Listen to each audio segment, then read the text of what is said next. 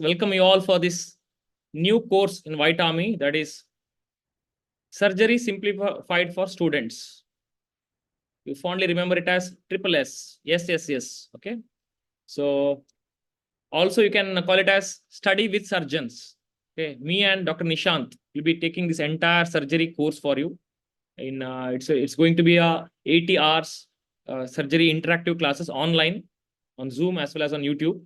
It will be recorded there and you can refer it anytime. And also we'll be giving a structured notes for your kind reference, also for quick revision. So study first, this is purely going to be a interactive session. So you all should be ready to answer as and when we ask some questions. You can unmute yourself or you can put it in the chat section as well.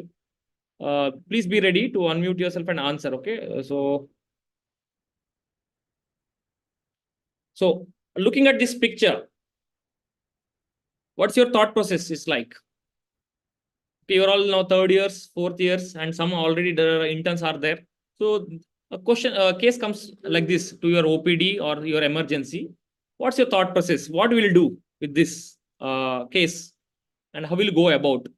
Anyone? What is possibly that wound? Yes, it's an ulcer, correct? What kind of ulcer? Can you, Jayalakshmi, can you be a bit elaborative on that?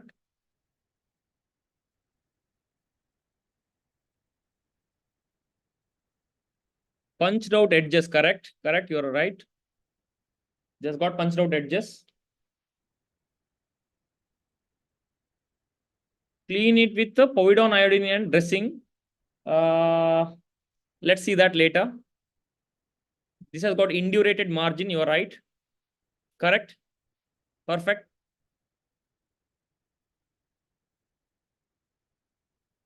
Okay. So you're right. We will look into some other cases like that. Okay. What is this now? What is this? What's the difference between the previous one and here? Do you find some difference? The previous, this case, the previous case, this one and this case, any difference is there? Yeah, margins. What are the margins here? Pranav?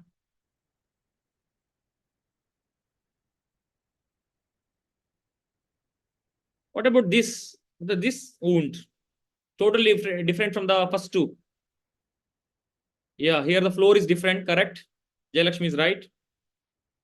What it's made up of? So half of the wound is made up of granulation tissue and half of is fully necrotic tissue is there, correct? So we deal with, this is our day in, day out, a surgeon's life. We see all this variety of cases. When you are posted in surgery next year, you will see all these variety of cases in a daily basis in OPDs. So you should be able to distinguish between these wounds and plan further what is the course of action. So this is yet another case you have here. The small wound in the middle aspect of the leg. Okay. So you know already what is the answer here. Can anyone guess what is the what's the answer here? What is the case we are dealing with? The typical characteristics it has got. Yes, correct, Rishabh. It's a venous ulcer. Okay, the well-defined margins and sloping edges are there, and the shape, the site, everything is in favor of a venous ulcer. What is this wound? What is this wound? Anyone? Okay. Laceration, it will have a ragged edges, right? It will not have such a clean cut margins. Incised wound, it will be very linear. Why it will be such a wide wound? If it's a stab wound, yes, Jayalakshmi Iyer is again, she's right. It's a fasciotomy wound. Fasciotomy, for what condition we do fasciotomy? Can anyone tell? Fasciotomy we do. This is a fasciotomy wound. It's excellent for compartment syndrome. Vasishtha is right. For compartment, see, this was a case of, see, we can see the lower leg, it has got full edematous, and the skin also because of the low perfusion, the skin also become the ischemic. So you can see a clear cut The celluloid is also there. Clear cut fasciotomy wound. So these are the commonly seen cases in our surgery OPDs or emergencies. So this is the first and surgery in we deal with only wounds and wounds. So first and foremost, we'll discuss about the basic concepts of wound healing and wound management today. So what are the commonly asked question in your exams from this particular topic? Describe normal wound healing and factors affect healing. There are so many factors. That's what I was showing you different scenarios. You should be thinking about why this wound is like this, why it's not healing. Some wounds are look very acute wounds and with good granulation tissue, whereas some other wounds are having a lot of slough and necrotic and pus filled. So why this difference? This we will understand today. Okay. So second question most commonly asked is types of wound healing. It's a common 5 marker. And at another important topic is classification of wounds. There are so many classifications, among which one important one I'll going to discuss today. Phases of wound healing. And there are very favorite questions, be it theory or even in practical short cases. This case can be kept for your practical examination. That is keloid or hypertrophic scar. In pathology also we had, in Robbins we had a big chart, right? The same chart we will be utilizing today also to discuss. So these are the topics we will discuss. Under these headings, I told you our template for any topic would be, we'll discuss any topic under 5 headings. Our members, make it a note. We understand any concept or any topic under 5 headings. First heading is introduction to it. We'll learn the basic definition of it, or if there are any classification related to it, or a basic anatomy to be known, or basic pathophysiology to be known, that we will understand in the introductory part. Okay, related a diagram also will draw. Second heading would be etiology. What are the possible risk factors or causes for the same condition? There is one non-healing ulcer is there. What are the risk factors or the possible causes for that non-healing wound? That we will learn under the second heading. Okay. And under third heading is clinical features. What are the symptoms with which the patient will present to you? There may be wound, maybe non-healing ulcer, or maybe the pain, or some discharge, or the gangrenous leg. All those are presenting complaints. And then the signs. What are the things you elicit during your examination? On inspection, the edematous leg, or the hyperperfused or ischemic skin, or there is what are the ulcer examination, the margin, the base, edges, floor, all those things. And on palpation, you will also feel for the peripheral pulses. All those things you'll write in the signs. Then the fourth heading would be investigations. What are the investigations we do commonly for any wounds that we will learn? What are the lab investigations? What are the radiological investigations we utilize? And if there are any pathological, any biopsy need to be taken, any long-standing wounds, we take some what's called wedge biopsy that we will learn today. And finally, the fifth heading would be treatment. What are all the different aspects of treatment of these wounds, different variety of wounds that we will discuss. So coming to the first heading, that is introduction. What is wound? Wound is defined as loss of integrity. Loss of integrity of skin or any tissue, any body tissue. See, all the cells are jam-packed like this, right? If there's any integrity is lost, the cell membrane, the integrity is lost, any epithelium, endothelium, any mucosa, any tissue, integrity is, disintegration is there, then it's called wound. The loss of the break in the lining epithelium, there is a complete break in the lining epithelium because of necrosis or tissue loss. That is the definition of ulcer. So ulcer is also a type of wound. So wound is nothing but it's a loss of integrity of any skin or any tissue. So coming to the wound healing is a mechanism by which the body attempts to repair and restore the integrity of the injured part. So loss of integrity is wound. Restoring the integrity by repair, so many mechanisms which will help in repair and restoration is the process of wound healing. That's the first thing you will write as an introductory line in any of your answers related to wounds. Second question would be phases of wound healing. Phase of this is pathophysiology or the wound healing process. How does it takes place? You have already learned this in the first lesson, cell injury lesson in pathology. The same thing will just restrict ourselves to surgical wounds. Phases of wound healing includes 3 phases. In the first phase, there is initial hemostasis and inflammatory phase. The second phase is the proliferative phase. And the third is maturation and the remodeling phase. So we will enumerate first these 3 phases, and then we'll go into the details of each. We can write a small diagram like this, depicting the all 3 phases. In the first phase of hemostasis, what happens whenever any tissue attains or sustains any injury or any trauma, immediately there will be bleeding, correct? Any capillary oozing or arterial bleed or venous bleeding or from the, there will be bleeding. How the body reacts to it? By immediately vasoconstriction. The capillary vasoconstriction occurs, and from this, what the bleeding is there? When they reach the subendothelial tissue, they stimulate the what's called coagulation cascade, from which the coagulation, the fibrin comes up, and it also activates the platelets, and the fibrin plug is formed. That's how hemostasis is achieved. That's in the first phase, the phase of hemostasis. The bleeding is immediately controlled. The body tries to control the bleeding on its own by just vasoconstriction and stimulating the coagulation cascade. Just write 1, 2, or like in a flow chart manner like that. Second is inflammatory. We'll again go into details. Okay, don't worry. We'll just have a brief outlook, and then we'll go into the details. In the inflammatory phase, what happens is there is a second cascade. There is complementary cascade. Complement cascade is there. It's cytokines and all other cells, the leukocytes, all these monocytes, macrophages, everything will get integrated to build up an inflammatory response against any external injury or external invasion or any bacterial invasion or any contamination. The body will try to build up an inflammatory response. So that's the second phase, wherein the WBCs will try to migrate from the blood towards the injured tissue. Okay, they release cytokines. The important ones are TNF alpha and the interleukin 1. Interleukin 1 and TNF alpha, remember these 2 cytokines. They help in the migration of the monocytes.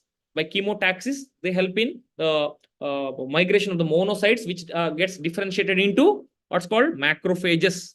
And macrophages does the phagocytosis of the whatever the bacteria or the injured or dead whatever the tissue are there. It will help in scavenging of this tissue, these macrophages, by phagocytosis. Okay. Next, and how do we detect the phase of inflammation? We know already the cardinal features of inflammation. There are 5, but what we can really see there or the wound is the rubor, calor, dolor, and tumor. Tumor is the edema. The rubor is nothing but the redness in the surrounding area. Calor is nothing but the local rise of temperature, and dolor is the pain or the tenderness. Okay. The next third phase is a healing phase. That's proliferative phase. Okay, in where there is the deposition of fibroblasts occur, and then there will be neovascularization in the form of angiogenesis, and then there will be epithelialization. That is a question asked: how much epithelialization occur? It's 1 mm per day, 1 millimeter per day of epithelialization occur. So in the last phase, that is remodeling and maturation phase, this whatever the wound is there, it gets contracted. Okay, and then there is a final scar formation. Okay, then there is a maturation where the fibroblasts have deposited the type 3 collagen and other fibroblasts. They get matured into type 1 collagen. These are the 4 phases of wound healing. Going into detail of these, please write along with me. The first phase is phase of hemostasis and inflammation. We can write it in a box format also. Better to write it in a point-wise or in a box formation format instead of keep on writing paragraph-wise. So write the first phase, that's hemostasis and inflammation. Along with that, what is it? This is the first reaction. What is it? One line introduction about that. It's an immediate reaction of the tissue to the injury. hemostasis followed by the inflammation. That's the first point you will write. Second point is a time period. What's very important here? The questions are so many questions, so many MCQs. They are asked based on the time period when which phase starts and ends. That's very important here. So they in this first phase, the inflammatory phase lasts for 2 to 3 days. The life of a WBC is 24 hours. Remember, whatever I tell is a question. Remember, whatever I utter here, each and every word is a question. I'll not give you any extra information or extra knowledge. Only questions which are previously asked, which are favorite Viva question, all those things will be discussed here. So please focus. Each and every point, whatever say, is a question for you. So the life of a WBC is 24 hours. So after migration, day 1, these WBCs migrate and they stay for day 2 or day 3 at the max. So further, the inflammatory phase can be divided into 2 stages. Vascular, it occurs first, vasoconstriction occurs. That's a vascular events, then into cellular events. So when there's a bleeding or rupture of capillaries and all, the subendothelial collagen will be exposed to the platelets, which are there inside the arteries or vessels. They result in the platelet aggregation and the degranulation of the platelets and activation of the coagulation cascade takes place. So this is again a question. Platelet alpha granules release. What are all the contents released by platelets? They release PDGF growth factor, okay, platelet derived growth factor, TGF beta, okay, anti-inflammatory. It is TGF beta. This is TNF alpha is a pro-inflammatory, whereas TGF beta is an anti-inflammatory, and platelet activating factor PAF. These are the components released by degranulation of the platelets. Coming to cellular events, there are mainly 2. One is migration of the neutrophils. Okay, they are the first infiltrating cells. You all know this, but still I'm stressing again and again because it's very important. These are the first infiltrating cells to reach the wound site within 24 to 48 hours, and they stay for another 24 hours. They act by phagocytosis of the bacteria and what are the debris are present, these macrophages, and they help in removing these. These macrophages, again, they're the next ones to be released to the wound site. They come after 2 days. Again, important. 2 to 4 days. They stay for 2 to 4 days. They cause phagocytosis and of these microbes, or debris, etc., via oxygen radicals and nitric oxide synthesis. Third cells to be released in the wound site is T lymphocytes. They come very late on the 5th day and remain till the 8th day, 5 to 8 days. Peak at about 1 week. The 7th day, the peak T lymphocytes are present in the wound site, the post-injury, and truly it's a transition period. The T lymphocytes arrival is a transition period between the inflammatory phase and the proliferative phase of healing. So these are 3 cellular events taking place in the wound site. That is, one is migration of the leukocytes, and then the macrophages and the immunological lymphocytes. Coming to the second phase, that is proliferative phase of wound healing. They roughly occur around 4 to 12 days. Day 4 to day 12. Okay. Here what happens is there's a deposition of fibroblasts and endothelial cells infiltrated into the healing wound. The fibroblasts, they proliferate here and get deposited in the wound site.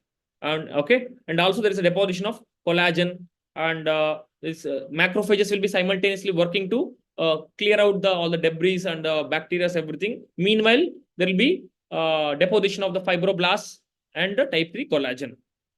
And in this proliferative phase, they'll ask you which is the most important growth factor involved. That is PDGF, platelet derived growth factor, is the most important growth factor involved in the proliferative phase of wound healing.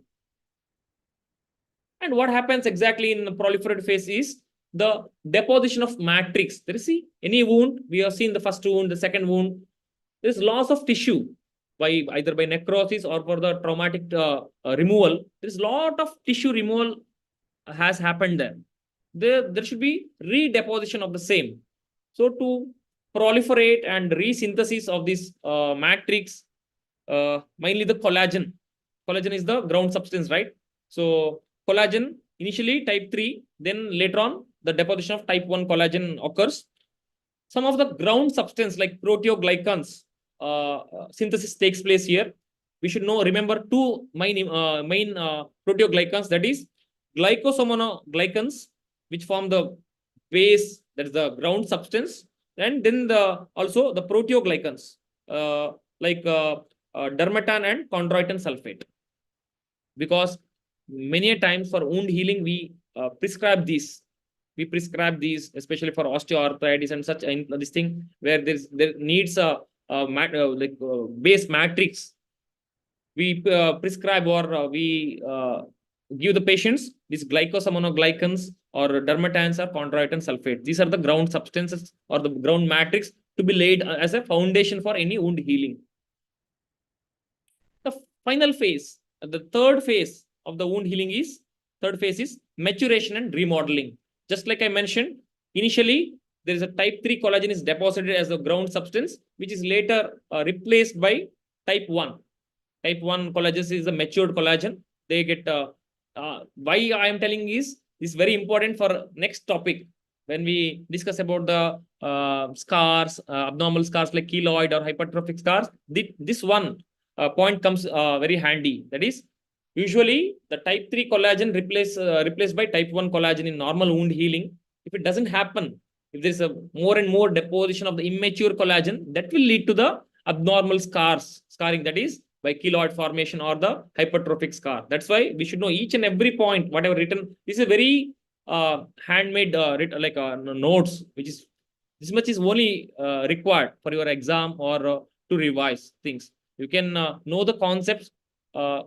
Whenever it's very important concept, I'll go in details and I'll explain everything. These are not very important, very rarely asked questions. The many times asked as a 3 marker just to enumerate what are the phases of wound healing, what is the primary intention, what's like that. So I'm not going into the all the depth of the concept, but whatever required for exam, we'll discuss here.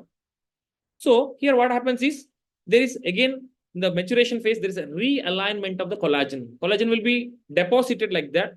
But then in the remodeling phase, there is a realignment of the collagen. If this doesn't take place, this realignment doesn't take place, then it will lead to some other abnormality. What is that? We'll discuss later. So, and by deposition and remodeling and realignment of the collagen, there increases the tensile strength of the wound. Slowly, the epithelialization is happening from the outer surface, from inside, matrix deposition, and slowly the wound is getting filled up. The matrix is getting filled up. So the tensile strength of the wound is getting better and better. And the question is, the maximum tensile strength is attained at what time of it is at around 12th week, around 3 months of time. Okay, so about 80% of the normal skin is appears, or the strength is achieved. Okay, that's the maximum at around 3 months. Never 100%. Remember, because there is scar, it cannot be 100%. So finally, after the remodeling and maturation, there is something finally we have seen earlier. We had very big scars, and now over years it's become smaller and smaller, right? Over a period of time, it becomes very small or contracted. That's a very important concept of wound contraction.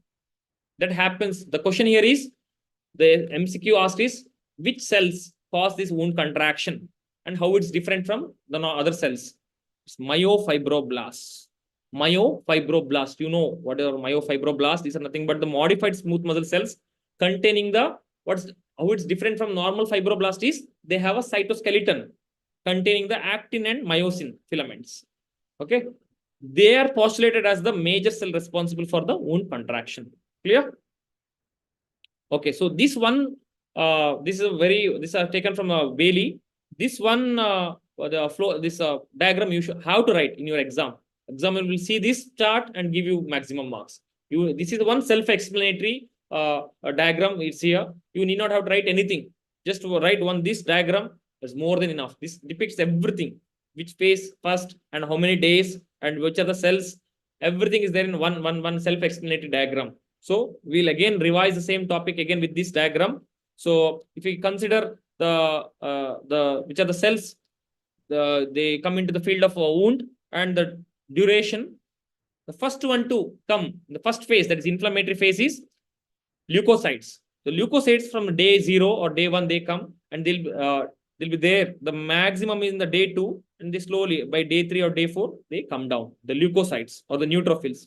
The second cells to appear for phagocytosis is the macrophages. They also come immediately along with the neutrophils.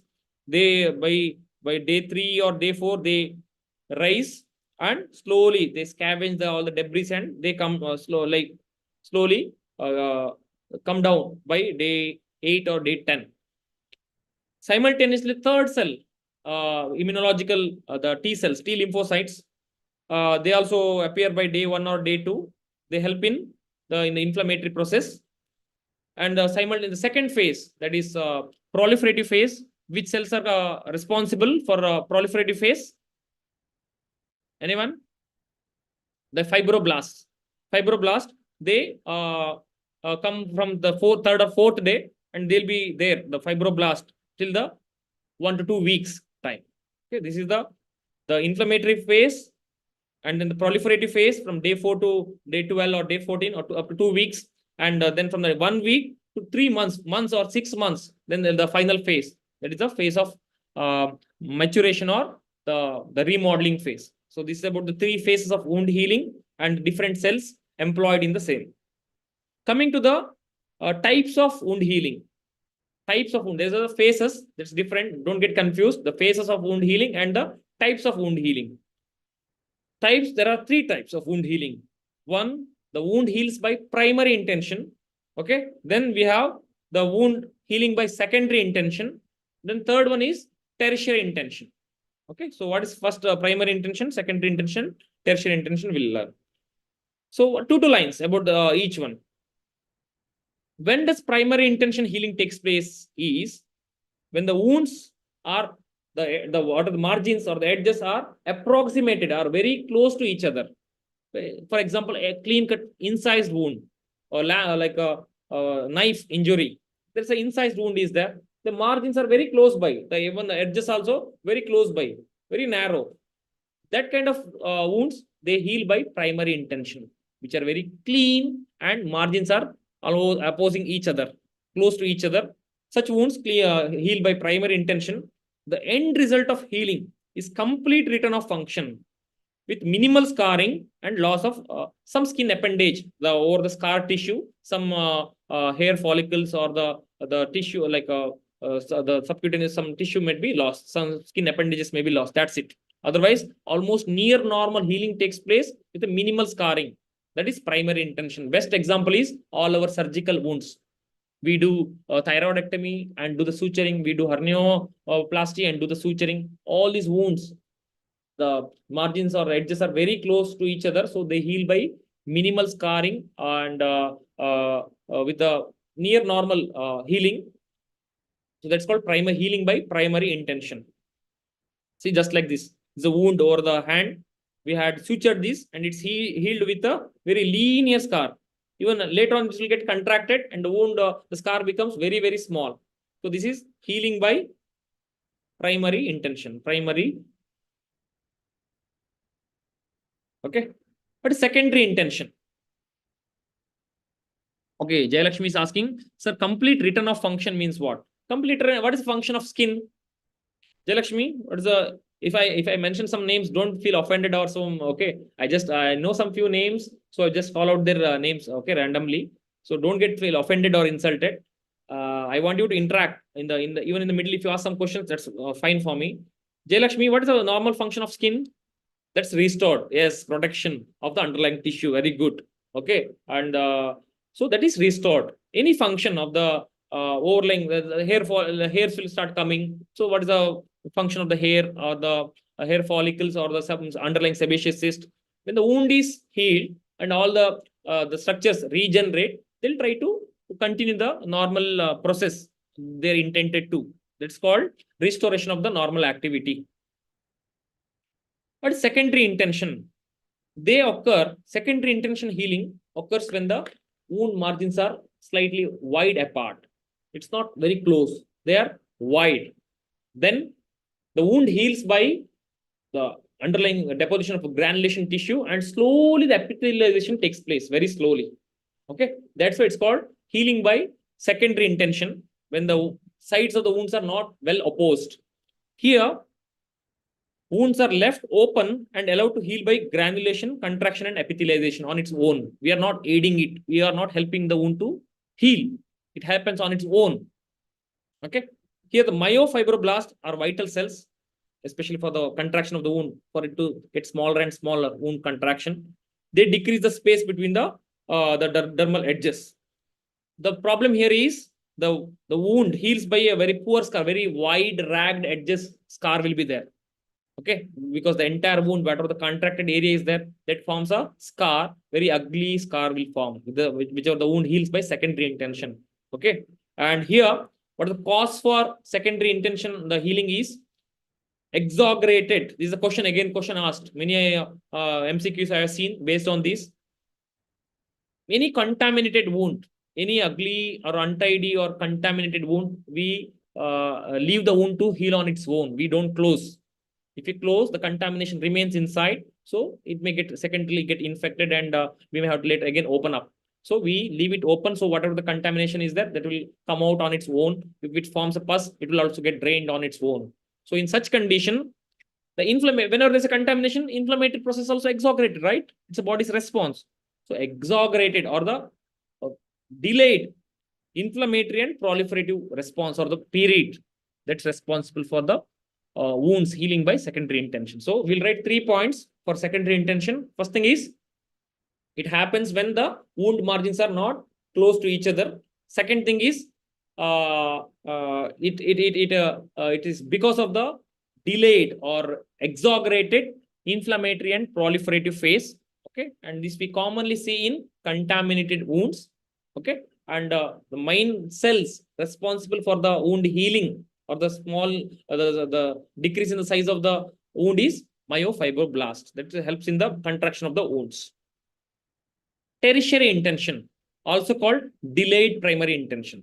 Okay, don't get confused between the primary intention and delayed primary intention and the tertiary intention. This occurs when the wound edges are not opposed immediately, which may be necessary to contaminate or untidy wounds. See, what we do is, in there are some wounds which we close after a few days. Initially, it was contaminated. We keep it open, okay, and then we do the debridements and cleaning of the wound every day. After 2-3 days, we find the good granulation tissues coming, and wound seems to be okay. It's clean. Then we take it up for suturing, and we suture it after 2-3 days. Okay, within 10 days, 2 to 10 days. Then it's called the healing by tertiary intention or delayed primary intention. So just remember like this: if you close immediately, or if you suture immediately, it's primary intention. If you close or suture after a few days, then it's called delayed primary or tertiary intention, healing by tertiary intention. If you don't suture, if you lay it open, the wound is laid open and it heals on its own without any help of the surgeon or any doctor, then it's called secondary intention, healing by secondary intention. Clear? So, third important topic here is the factors affecting wound healing. The phases we learned, the types of wound healing we learned, and what the factors. I told you there are so many variety of wounds. When they come to you, what should go into your mind is, what is causing this wound not to heal? That should be the thought process in your mind. So there are some specific causes which delays wound healing or which retards the wound healing. You can classify them into systemic factors and local factors. There are some factors, the wound side, which are not allowing the wound to heal, or there are some factors in general in the entire in the body or in the blood, which is not allowing the healing process to take place. The systemic factors are age-related. Yes, as we age, our inflammatory response is slow. So that inflammatory response is not built up properly. So wound healing is retarded. Nutrition supplements, like a body doesn't have enough of all the nutrition like albumin, proteins, and minor trace elements, minerals, etc., vitamins, which are essential for all the enzymatic activities. Okay, for example, you need zinc for the DNA and RNA polymerase enzyme to act, and you know that copper is the cofactor for many enzymes.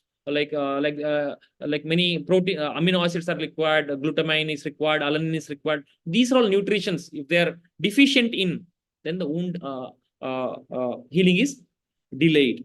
This is a nutrition. We have to any surgery. This thing before any surgery, we make sure that his nutrition status is adequate. If he's malnourished, if he's not taken any food for a long time, or then because if his protein contents are low, whatever the surgeries we do, whatever the anastomosis we do, that may not heal, that may not take up.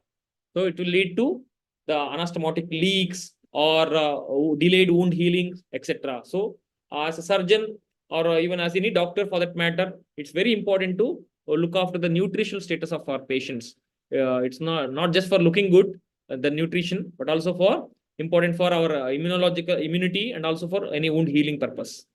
Trauma, any repeated trauma, okay, repeated trauma occurring in a site or in any part for that matter, that also can retard the wound healing. Any metabolic diseases, okay, like the diabetes mellitus, CKD, CLD, all these diseases can lead to retarded wound healing. Any case of immunosuppression, okay, immunity is not that cannot mount up these chemotaxis or any immunological events, then there is no wound healing. Smoking, they help in like not helping actually, they cause decreased collagen synthesis as well as decreased collagen maturation from 3 to 1. That's why smoking is harmful for wound healing. Connective tissue disorders like collagen vascular disorders, Ehlers-Danlos, and other collagen vascular disorders also retard wound healing. There are some factors lying in the site, like any foreign body is there inside the wound. It's not allowing the wound to heal completely, and any infection is present. Okay, so there is any slough, some discharge is there, any osteomyelitis is there. It's not allowing the wound to heal. Any edema. So that's why immediately any wound we give enough rest so that the edema decreases and the wound heals on its own. We do the debridement to take off all the necrotic tissue. If the necrotic tissue is present, it will not allow the new skin to come over it. So necrotic tissue, all you have to remove.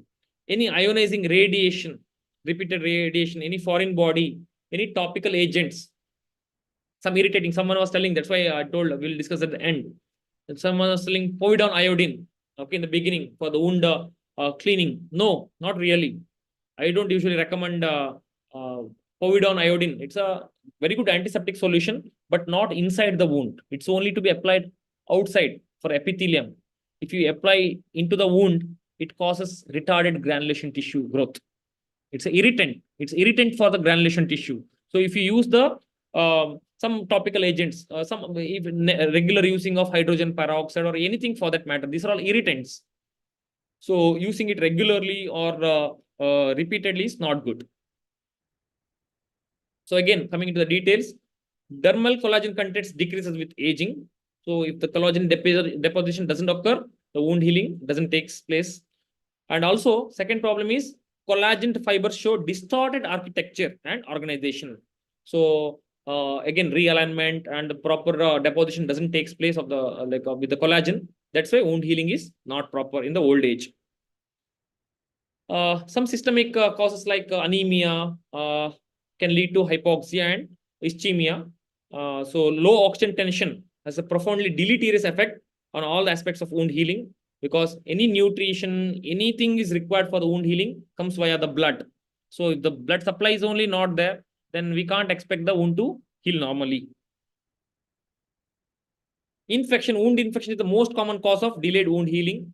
Any significant bacteria, see, we all have bacteria in our body, okay, but why it's not harming us? Because it's not in a significant amount. Whenever there is a proliferation of bacteria due to some reason, due to stagnation or something, because proliferation of the bacteria are there, and when they exceed the significant level, then they cause the real infection or especially some virulent organism, like we are afraid of this particular one, beta hemolytic streptococci. This is the one we check in each and every wound, which doesn't allow any wound to heal. Similarly, other ones like any staphylococcus or Pseudomonas, E. coli, Klebsiella, everything. We check for if they're present in the, it normally present, if it's present in a exaggerated quantity or in a significant quantity, then it can result in infection, which doesn't allow the wound to heal. Next, some agents, some medicines like steroids and chemotherapeutic agents. They also suppress our immunity. So immunological response doesn't take place. Proliferation doesn't take place. That's why healing is retarded. Okay.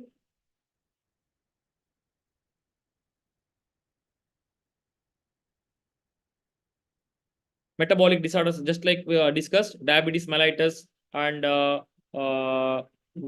uremia, CKD, CLD, all those things can lead to, oh, 1 second, yeah. Protein energy malnutrition correlates clinically with the increased rates of wound complications and increased wound failure. I just explained you now with the example of anastomotic leaks in albumin deficiency. Vitamins, most commonly required ones are vitamin A and vitamin C.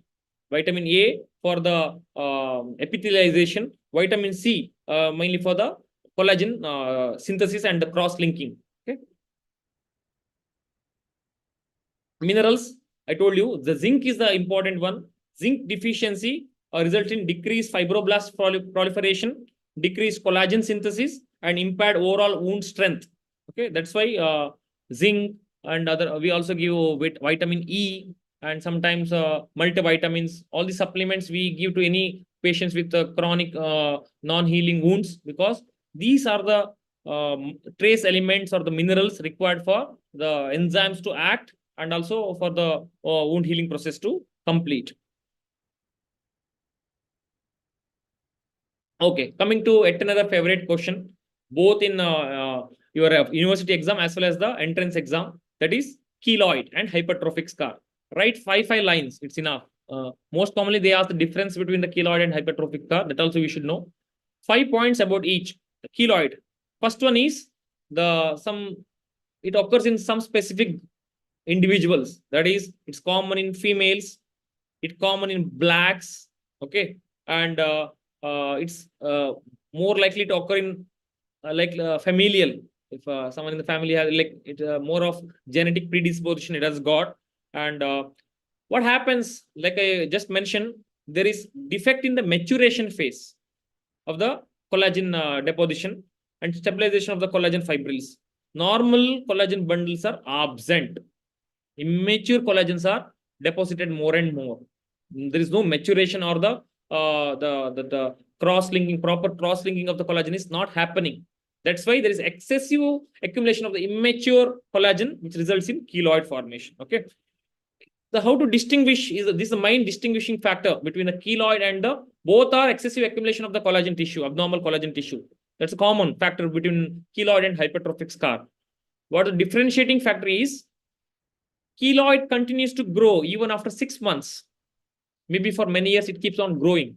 Whereas hypertrophic scar limits after 6 months. Initially for 6 months it grows. Okay. After 6 months, it's only, it's a self-limiting. Okay. It starts shrinking on its own after 6 months. That's the main distinguishing factor.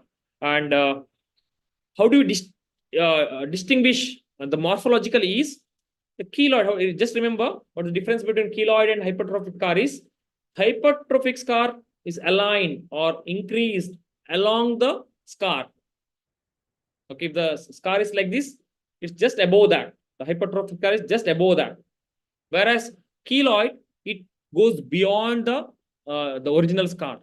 It spreads into the normal skin as well. That's the main characteristic between hypertrophic scar and the keloid. Again, to repeat, hypertrophic scar is along the scar and just above that. Whereas keloid, it goes beyond the original scar. Beyond the original scar into the normal skin. So pathologically, both keloid and hypertrophic scar contains the immature fibroblast and the proliferating immature blood vessels. It's the same. Both are hypervascular and both are contains immature excessive proliferation of the immature fibroblast. This is common for both. But the only thing is the hypertrophic scar is self-limiting, whereas keloid is it's progressive. Hypertrophic scar extends along the scar above, whereas keloid extends beyond. It grows beyond the original scar. Okay. So treatment, no investigation, both are clinically diagnosed. Okay, both are clinically diagnosed. What are the causes we already learned? The treatment for keloid is never excision, never do excision of the keloids because 50% chances it will recur. Okay, excision of the keloids will result in 50% chance of recurrence. So the ideal choice of treatment is injection of the steroids, intralesional into the keloid. We inject drug triamcinolone is injected at regular intervals. Okay, maybe once in 2 weeks. We ideally give once in 2 weeks of like that. Depending on the size of the keloid, we may have to give 1, 2, 3, 4, up to 6 or 8 injections like that in a every 2-week interval. Okay, that's what that is a treatment for. Slowly, it gets supple and it will shrink. The hard keloids usually they become soft and slowly shrink with the action of triamcinolone. Reduce the fibroblast proliferation and collagen synthesis. It is the first line of therapy for keloid. This much you know in a 5 points. What is the where do we commonly see keloid, and what is exactly keloid? It's a excessive accumulation of the immature fibroblast beyond the original scar. That is keloid, and treatment is intralesional triamcinolone. Coming to hypertrophic scar, it occurs anywhere in the body. It can occur anywhere and everywhere in the body. Hypertrophic scar. Okay, it's not genetically predisposed and not familial. It grow limited up to 6 months, not beyond that. Usually after that, it becomes smaller and smaller. Spontaneous improvement with the time occurs commonly. It is pale brown in color. It's not painful, unlike keloid, and non-tender. Often it is self-limiting. We can wait up to 6 months and wait and watch. Many times it's self-limiting. If doesn't, then we can give pressure garments or we can give steroid injections. Okay. Recurrence is uncommon in case of hypertrophic scar, whereas very common in case of keloids. So this is the hypertrophic scar. See, this was the original incision. Along the incision, there is excessive accumulation of the immature fibroblast. That's called hypertrophic scar. Whereas you have seen a lot of keloid cases, especially very common in the sternal area. This the point of junction of 3 points. Okay, this is side sternum is more common for keloid, and also after ear piercing in anywhere it can, especially over the joints. It's very common, these keloids, and hypertrophic scar can occur anywhere. The treatment for hypertrophic scar is pressure garments. Okay, and often sometimes what we do, if it doesn't go after 6 months, also it doesn't go, we do revision surgery. We excise the original scar, whatever the hypertrophic scar is there, we take it out and again close the wound with primary intention. Okay, that's the revision, excision of the scar and closure. If it is very wide, the ragged edges and wide, because some wound is healed by secondary intention, so it will be very wide and with ragged edges. That time we remove the entire scar, and if the wound is can be approximated, then we do primary closure, or else we put a skin grafting over it, and that will cover up the entire that raw area. Okay, this is the one box I wanted you all to focus on. Okay, so we'll just again revise both the things, keloid and hypertrophic scar. Genetic predisposition is present in keloids, but not in hypertrophic scar. Site of occurrence, looking at the site only, we can tell whether it's a keloid or hypertrophic scar. Keloids are most commonly present over the chest wall or over the upper arm or in the lower part of the neck and the ear, wherever there's a trauma or wherever some incisions are there. Okay, whereas hypertrophic scar can occur anywhere in the body, commonly in the flexor aspects of the body. Growth, keloid continues to grow indefinitely, whereas hypertrophic scar is limited maximum up to 6 months. After that, it decreases in size. Okay, the main definition of the keloid is it's excessive accumulation of fibroblast which grow beyond the normal skin, whereas the hypertrophic scar is limited to the scar, the original, the linear scar. Treatment, if you treat the keloid, as I told you, it's a high chance of recurrence. Even if you excise, Definitely 50% chances it will recur. Even if you give injection, whatever you do, there is a high probability that it will recur. Whereas it's very uncommon to see hypertrophic scar is recurring. So next you can remember the race. The keloids are more common in the blacks, whereas hypertrophic scar can occur in anyone. In the females, the keloid is more common, whereas hypertrophic scar can occur in both males and females. And features, both are same. Okay, almost like hypervascularity and what is that? The increased the deposition will be there in the keloid as well as the hypertrophic scar. But how do you really distinguish is by itching and tenderness. Keloid will be tender and itchy, whereas hypertrophic scar will not be tender or it will not have any itching. Okay, this is how you clinically distinguish. Only by looking morphologically, you can make out if it is very bulgy or if it's spreading into the normal skin, it is definitely keloid. Okay, and upon that, if it's tender and itching is present, it's definitely keloid. It's only limited to the original scar. It's not itching. It's not painful. Okay, and it's now gradually the size also coming down. Then it's likely to be hypertrophic scar. That's the difference between the both. Yes, commonly asked question, very common. If I am the examiner from this topic, I'll ask this question only for sure, because this is the one as a surgery student you must know. The classification of surgical wounds. They are divided into 4 types. Okay. So anyway, clean wounds. Second is clean contaminated. Third is contaminated wound, and the fourth is dirty infected wounds. These are the 4 types. Please write along with me. Clean wounds, clean contaminated wounds. Third thing is contaminated. Very, very important. Contaminated. Fourth is untidy wounds. Sorry, untidy wounds. Okay, untidy wounds. So many questions I have seen in every question paper. There will be one question based on this examples. Particularly the example they will ask you. Okay, there is one patient who underwent laparotomy, and during surgery there was a breach in the gallbladder wall and bile leaked. Which category of surgical wound this belongs to? Like that, there will be a lot of questions. So we have to understand this concept very clearly. So what is clean wound? Clean wound is where we are planned surgeries. Okay, we do some under all the necessary precautions of asepsis we take, and we do under very elective condition. Okay, in such cases where we give the case is not contaminated, it's very clean and very elective surgery. Such cases and such wounds we call it as clean wounds. For example, hernia surgery. For hernia to keep a mesh, we need high asepsis. Okay, for example, any bone joint replacements, for any neurosurgery, even a iota of even a minimum breach in the asepsis also will lead to high infections. Such category of surgeries are belong to this clean wound category. Okay, so remember what is the clean wounds. Second thing is example, 2-3 examples you remember, and third thing is what is the rate of infection in such conditions. Even though it's a clean wound, the chance of wound getting infected is less than 2%. Why this is important is they'll ask you in hernia whether antibiotics are recommended or not.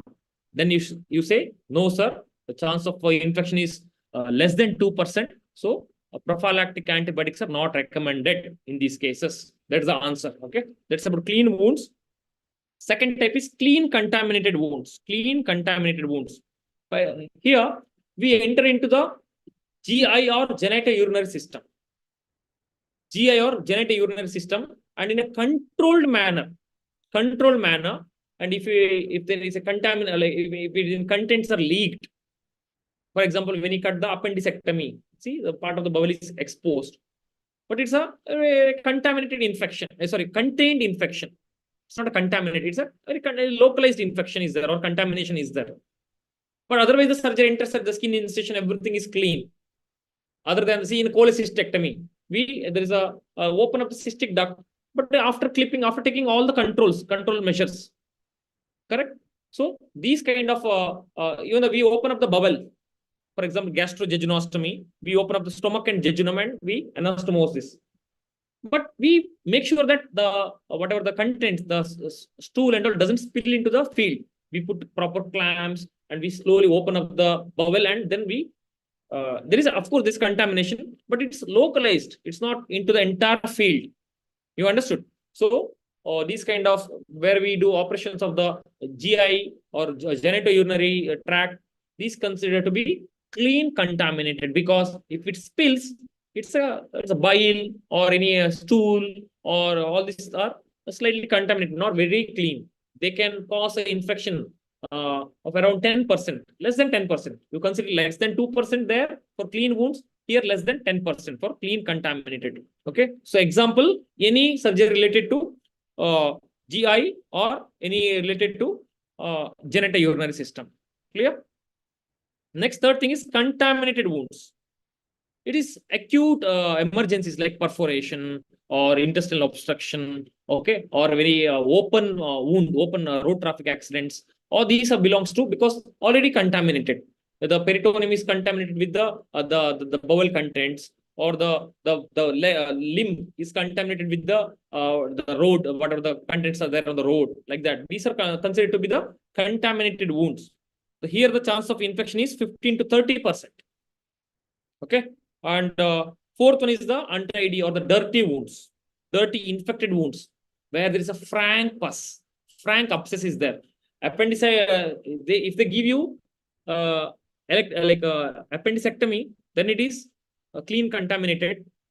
They'll give you appendicitis with abscess formation. They specifically mention appendicitis with abscess formation. Then it is dirty infected wound. Hope you got the difference. Pyocele in the scrotum or in the empyema gallbladder, wherever it's empyema or empyema thoracis, anywhere there's a pus is there, frank pus into the field, then it is considered to be dirty infected wound. Or fecal peritonitis. Here the chance of just yesterday I operated a case of CA rectum. CA rectum I was not supposed to operate. I had sent that patient to chemotherapy, was undergoing chemotherapy. Sudden, because of the chemotherapy, the tumor necrosis, it got perforated. It perforated and the stool like spilled into the like entire extraperitoneum. It was a mid-rectum, that's why. And it was not diagnosed for 3-4 days. The patient was there at home only. So it resulted in abscess formation. So I had to do the laparotomy and drain the entire pus from or almost entire anter-abdominal wall, the inguinal region, perineal region, everywhere it is filled with pus. So here I know the chance of he's getting infected, is laparotomy wound getting infected is more than 50% chances. I already told my PGs, everyone, see, this is going to get infected. Please be careful. Please take care of the wound. So this is it. There are 4 types of surgical wounds: clean, contaminated, and dirty. Okay. So first is the chance of wound getting infected is less than 2% in clean wounds, 2 to 10% in clean contaminated, 10 to 30% in contaminated wounds, and more than 40 to 50% in case of dirty infected wounds. So prophylaxis of antibiotics is not required in clean wounds, whereas prophylaxis is required in clean contaminated and contaminated wounds. Whereas in dirty, there is no prophylaxis, proper treatment, proper immediate drainage of the abscess, and then you give antibiotics. That's required in the dirty infected wounds. Hope it's clear. Okay, we are just coming to the end of, okay, another 5-6 slides. Please bear with me. See, now it's a case scenario for you. All of you, please be alert and tell me if case like this comes to you. You are in a periphery, you are posted in a periphery hospital, and a case like this comes to you. What will you do? First, please, all of you answer along with me. Please put it in the chat section, or one of you can unmute yourself and tell me the answers. The antibiotic protocol say, we'll see. Antibiotics are used only when there is an obvious wound infection, or we think that this wound is going to be infected. In such cases only antibiotics are used. That too, not just empirically like that. Whenever there is signs of infection, like any erythema, cellulitis, any swelling, or any pus discharge are present, we send that pus or any discharge for culture and sensitivity. Depending on that report, we give antibiotics. Okay. So anywhere, any wounds, we take a swab any open wound is there. See, we got an open wound. Immediately we send a swab for culture to look for any organism is present or not. Depending on the organism present and the sensitivity, we prescribe the antibiotics. Although from our experience, we know in this particular area, these microbials are very common. So empirically, we start with some antibiotics, but the definitive treatment starts only when the report comes after 2 to 3 days. Sometimes very small wounds, we give topical antibiotics. After cleaning the wound, we apply some mupirocin or some neosporin and some local antibiotics for the wound healing purpose. Okay. Okay, dressing, the main purpose is to provide the ideal environment for wound healing. Just like if skin was there, how we do it or taken care. If skin is not there, the same protection is given by the dressing.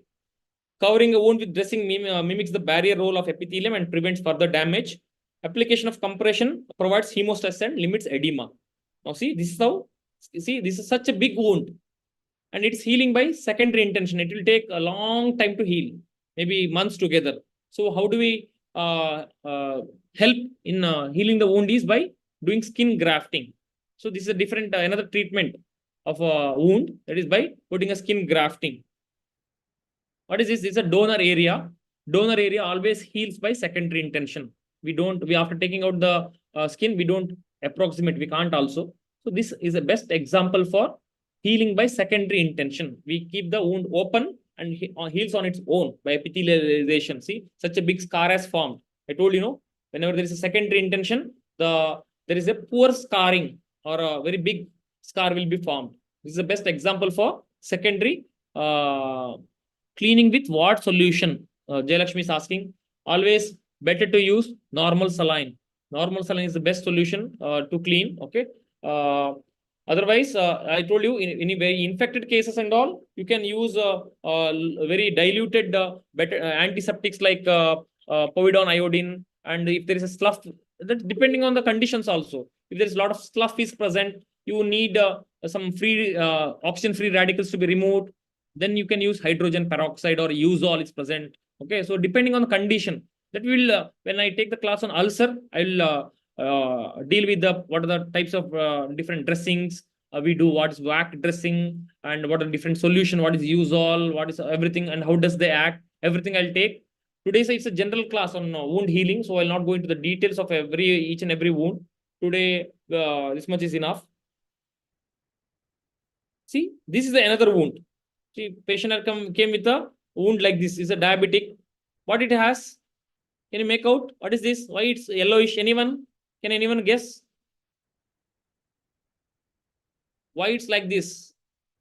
The entire, see, underneath is yellowish. It's not paler actually. Infected, you are right. But in what way it's infected, Akshita? It's a particular condition which looks yellow. It's not Charcots actually. Yeah. Diabetics may have Charcots, but by looking at this yellow thing, we can't make out it's a Charcots or this thing. This is what's underneath. Dependent part in edema. No, I'm asking about this. Understood that yellowish thing. Can you see here? What is this? Anyone? And see, this is after the. Come on. This is abscess. Abscess formation. See, underneath there is a pus. Pus collection is there.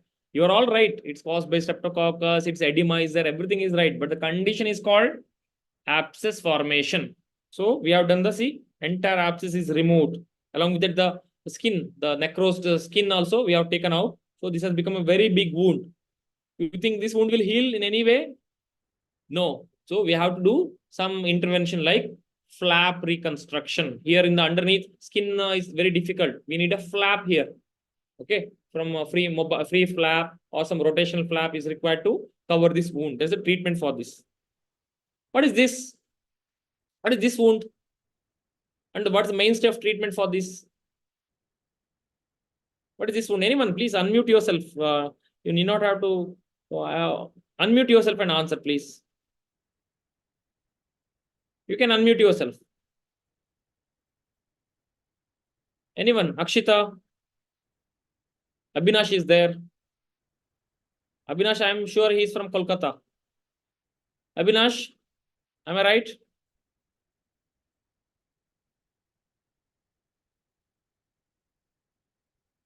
Who else is there? Come on, you should answer. This is an interactive session. Yes, Anne is right. This is a trophic ulcer. It's a neuropathic ulcer. Perfect answer. Okay, it's a neuropathic ulcer. So, what's the mainstay of treatment? This is because of diabetic neuropathy. Okay, what's the mainstay of treatment? How do see this wound will never heal? What's the vitamins and dressing and vitamins? No, I told you the what are the factors? I told you this is the question for factors related to wound healing. Why this wound is not healing? Because I told you, because of repeated trauma. The wound is healing. Again, you walk on that. When you put a pressure on that, wound gives away. So if it is continuously getting pressurized, then wound will never heal. So what the factor which is not allowing this wound to heal is, you're right, diabetes, all those things are there. But the main thing, looking at the site, I told you in some specific sites, especially over the joints, see underneath the foot, the wound will not heal because of the tension or the pressure. You do pressure, yes, Fatima is right, immobilization or pressure offloading. You do some dressing which offloads her pressure while walking. When she walks, there should not be direct pressure over the wound. If it's given rest, it will heal. If you keep on walking, putting all your weight on that wound, it will never heal. So mainstay of treatment in such neuropathic wounds or ulcers is, of course, you are right in controlling the sugars, vitamins, all this right. But the main thing what's required here is the local factor, that is repeated trauma or what is that? A recurrent trauma in the form of pressure while walking should be avoided. Okay, that the pressure offloading technique should be utilized for this type of wound. Next, what is this? See clearly, see the wounds clearly and tell me what is this. See the wounds clearly. What type of wounds? If anyone tells, big surprise gift is awaited. What type of wound is this? Come on, someone is unmute. I want to see you all actually. I want to see you all. Please unmute yourself. For next class, come prepared, okay? I want to see you all, interact with you all directly. Don't be hesitant. If you're wrong, that's okay. Hypertrophic scar. Where can we see hypertrophic scar? Nowhere, actually. No, it's not hypertrophic scar. Surgical site infection. Who said that? Very good. Very good. Perfect. Anyone else? Any better? Ekrant Kumar is right. Appendectomy incision is right. That's correct. Clean, contaminated. No, not really. It's actually pus filled. Actually, dirty wound. Who else is there? Arun Sudan. Indupriya. Can anyone answer? Yeah, you're all right. Partially. This was appendectomy scar. Okay, I told you, no. Appendectomy is what type of a wound? Appendectomy incision is clean contaminated. The chances of it getting infected is how much? What's the percentage? Less than 10%. So if you do 10 appendectomies, maybe one patient may get infected like this. So this is a case of infected appendectomy scar. Okay. See, the wound still is in this case, sutures are still there. That time only it's got infected. Dehiscence. It's given away. It's called dehiscence. Okay, here also. Oh, it was healed already. Then it is again opened up. See, in the half of the wound is already healed. See, here you see the incision is already healed. The half of the wound is not healed. It's given away because there may be some underlying foreign body, some what is that thread or some infection is there. That's why half of the incision is healed. Half of this, some local factor is contributing for wound to not heal. Here, wound is still not healed. See, some pus discharge is coming. It's infected wound. Here also it's the same. Okay, so this is a case of post-appendectomy wound infection, scar infection. Okay, so I told you The percentages are very important, because when you counsel the patients, accordingly you can counsel, if you know. Now this is the best question for you, and best question, like final question of today's class. This is a case of dog bite. This is a case of dog bite. Now, someone I want to unmute and answer. Come on, who will volunteer to answer this case? It's a case of dog bite wound, facial wounds because of dog bite. Abhinash, please answer, or someone please answer. Unmute yourself and answer.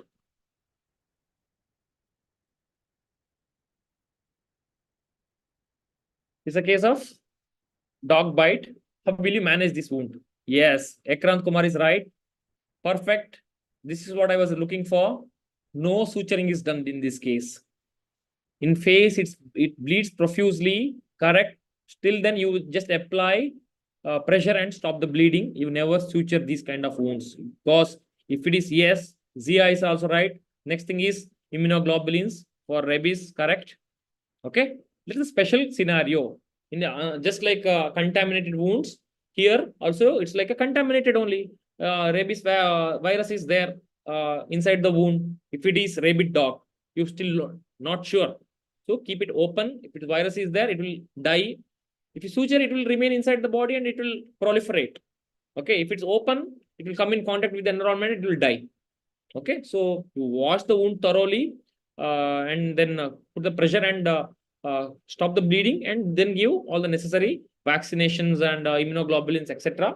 And once it's confirmed that it's not rabies, okay, after 10 days, you observe the dog and confirm that it is not rabies. Then you can, what you can do next? Then what you can do next? Someone please. Yeah, suturing is right. What is that called?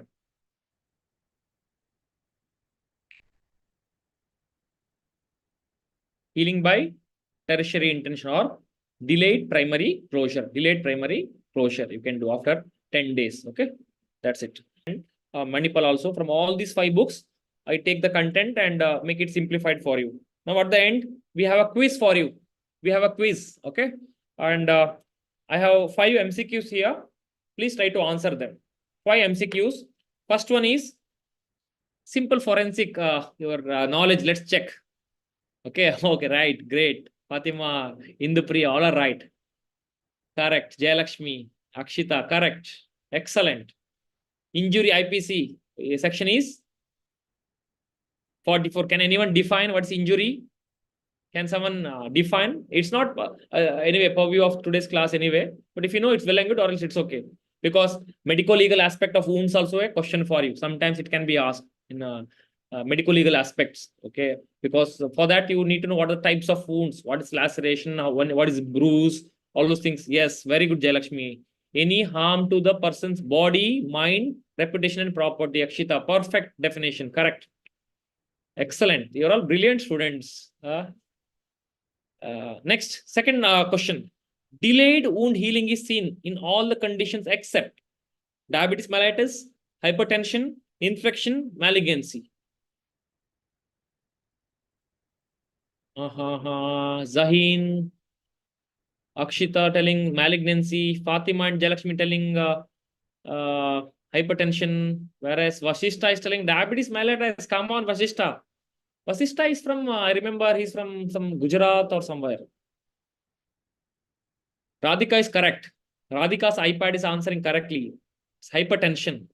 And it cannot be infection. How can you, in infection, how can you expect to be wound to be, it's all except, it's given all except. See, that's why I read carefully. Parth, carefully. Delayed wound healing is seen in all the conditions except. It's definitely seen in diabetes mellitus because it's an immunosuppressed condition, I told you. And infection, whenever there is a local infection is there, wound will not heal. Malignancy, again, what kind of condition is this? It's a immunosuppressed.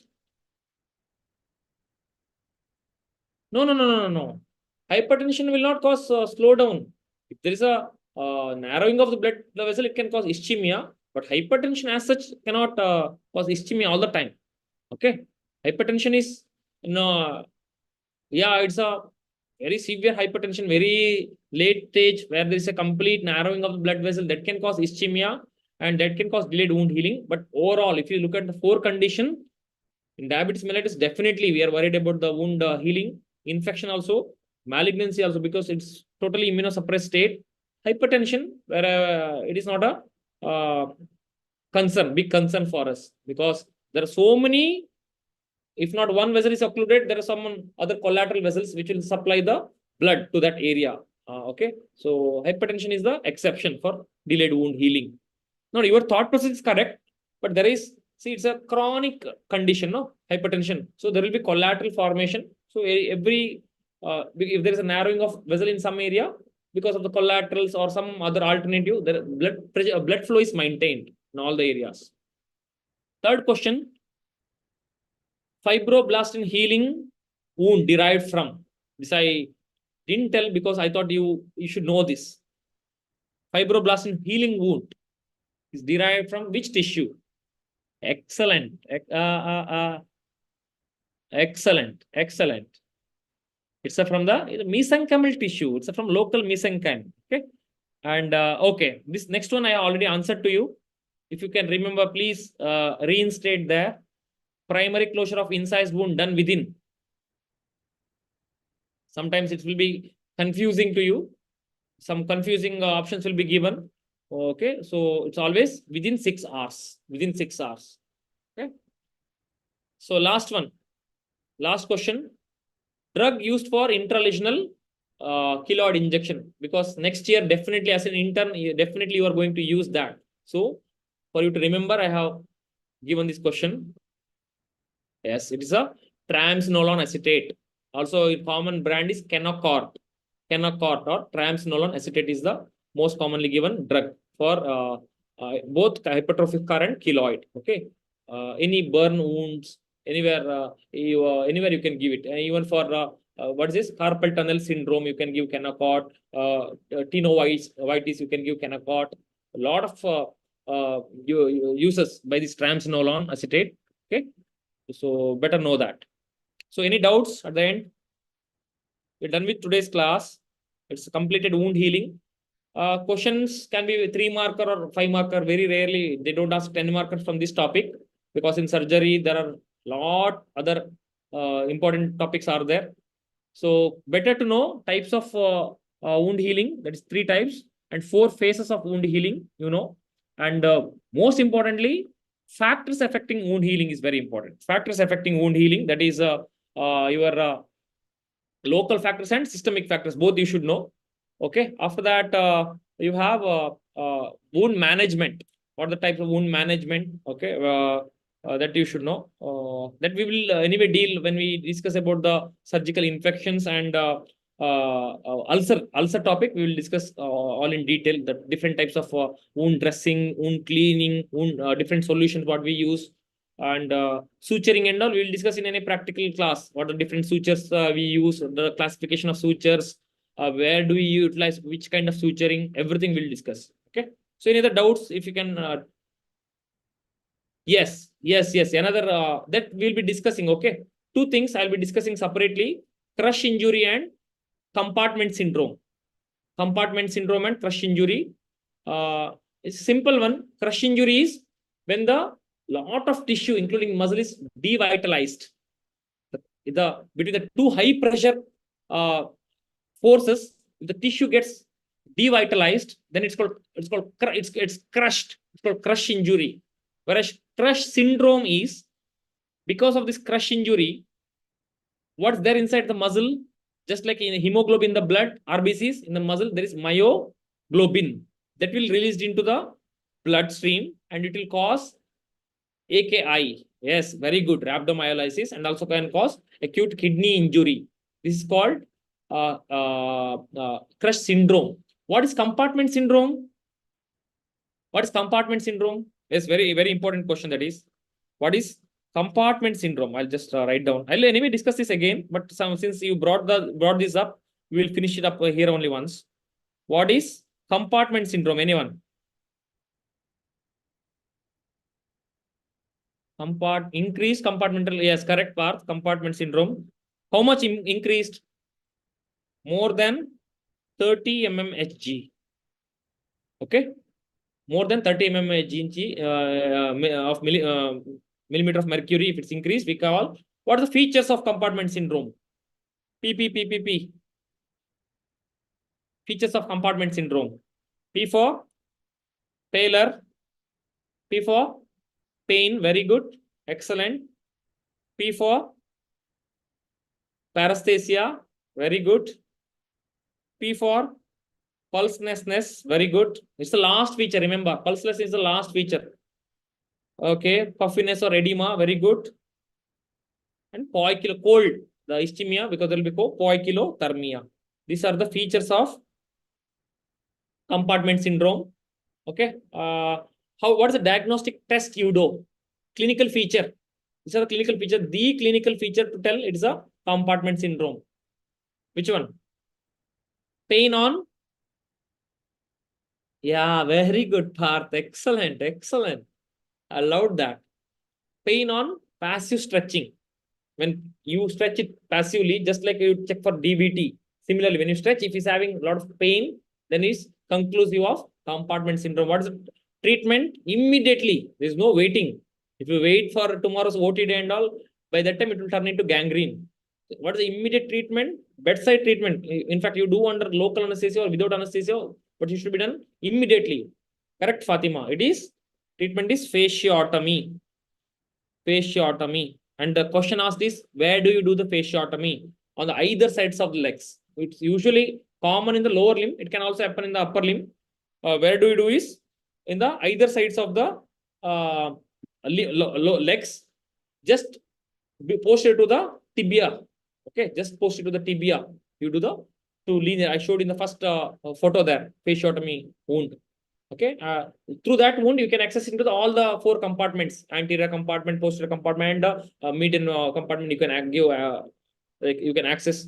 So you should cut the fascia of the muscle, not just the skin. Fascia of the muscles to be cut so that muscles will bulge out, pop out. That's how the pressure is decreased. The compartmental pressure is decreased. So the blood supply will resume. All the nerves and all pressure will be released. It will get corrected. Otherwise, because of the ischemia, continued ischemia, it will go into state of gangrene. Any other doubts you can ask?